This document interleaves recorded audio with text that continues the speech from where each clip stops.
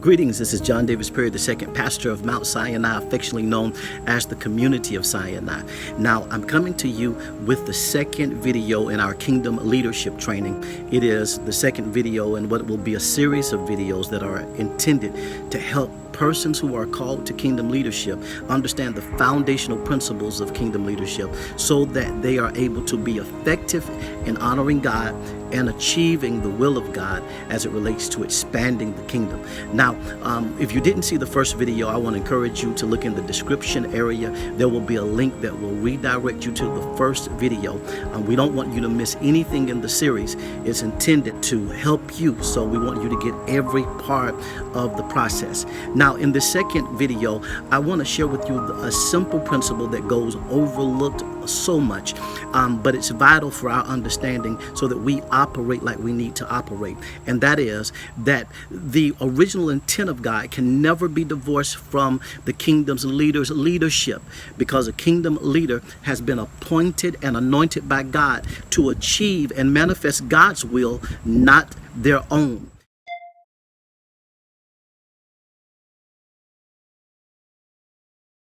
And so we have to understand the intent of God, because it's the intent of God that should be the thing that drives our operation. When we deal with intent, intent has to do with the aim, the objective, the end, the goal, or that which God determined to do from the very beginning.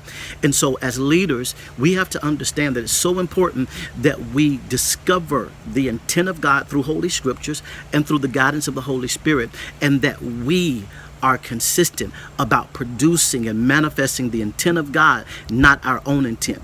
You know, one of the conversations that I have with leaders oftentimes is this, that many good men arrest the intent of God with their own intentions.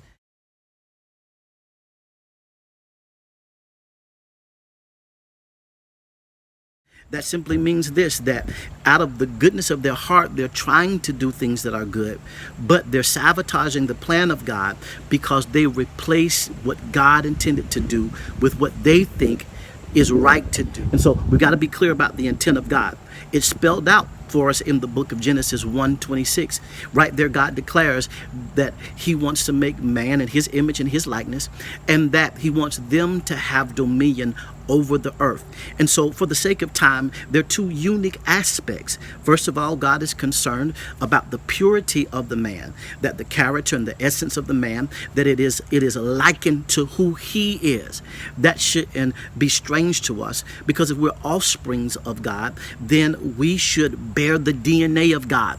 And so God declares that I want man to be in my image and in my likeness, spiritual beings that are like me in nature.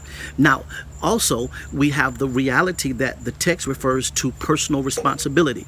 It doesn't just end with personal purity. It also deals with the fact that that man will be called to bear personal responsibility. Let them have dominion over the earth. Can we put it on pause right there? That's a part of the problem that we have. We have persons throughout the earth that don't have the nature of God, and that operate in leadership or operate in influence, and their influence is tainted because they are tainted.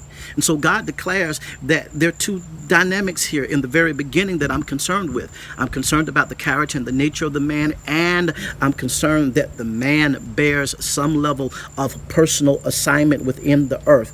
And so there we have the foundational intent of God. As a leader, I have to partner with God's intent to make sure that I'm trying to produce his will. Now, watch how important this idea of intent is. Lord, I'm getting excited just talking to you about it. Jesus has a moment where he lets the disciples into the reality that he must die. Peter gets so disturbed by the news that he rebukes Jesus and tells Jesus, this must never happen to you. You're too important to die. Jesus, upon hearing it, rebukes Peter and says, Satan, get behind me, because these thoughts do not come from God. It's right here in that text that Jesus is helping us to understand that he understood the importance of him exemplifying and living a life that was cemented in the concept of achieving the intent of the Father. Jesus understood that achieving the Father's intent is essential, and he knew it was so essential that he had this moment of aggressive confrontation with his disciple Peter. It's one of the few times that you see Jesus operating in an aggressive manner with his own disciples. But honoring the intent of God is that important. And so we see Jesus get aggressive when the intent of God is threatened to be interfered with by someone who has good intentions.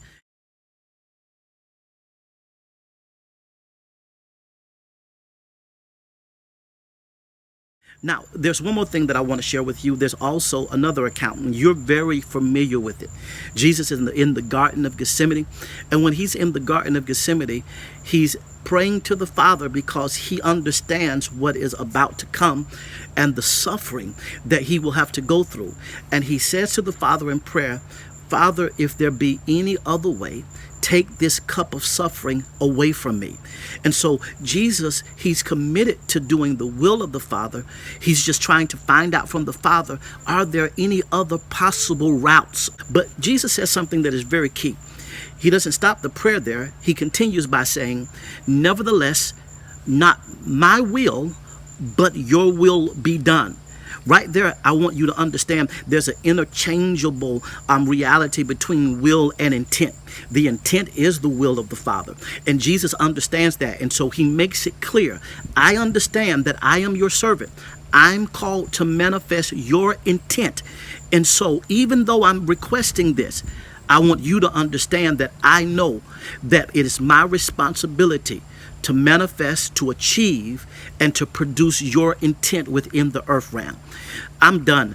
I pray that something that I said has triggered something in your mind. As a kingdom leader, is it your heart's desire to make sure that you achieve the intent of the Father, not your denomination, not the traditions of your community of faith, but have you sold out to the idea that I've been anointed and appointed to achieve the intent of the Father? I pray that this blessed you in some way, and I pray that God continues to strengthen you and give you the wisdom that's necessary in order for you to lead in a way that brings honor to his name and that impacts the world for his glory. I bid you grace and peace.